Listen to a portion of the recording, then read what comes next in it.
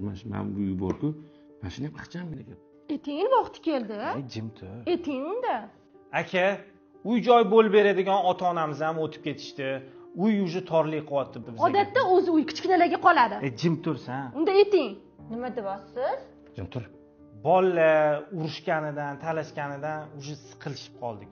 O'shanga iltimos uyni bo'shatib qo'ying. Bugunoq. Nima deyapsiz?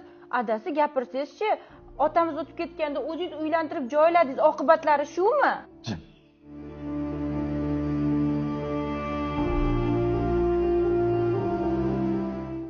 Chiqib ketamiz. Sen baxtli yashasang bo'ldi. Yur.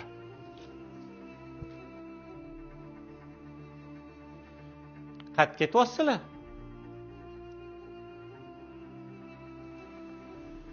Kvartira topgan.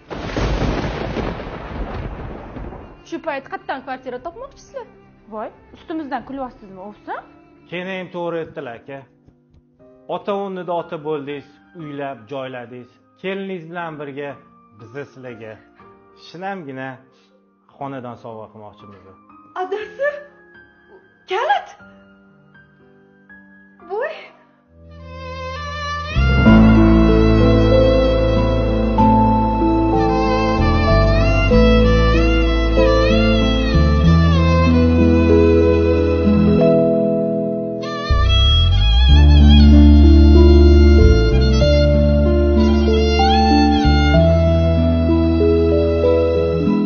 Aka, faqat bitta shart bilan.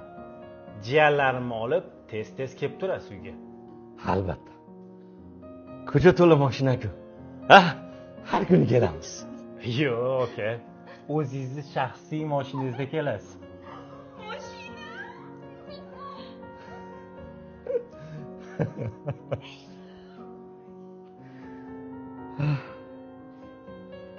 Sendan yomonlik chiqmasini bilardim.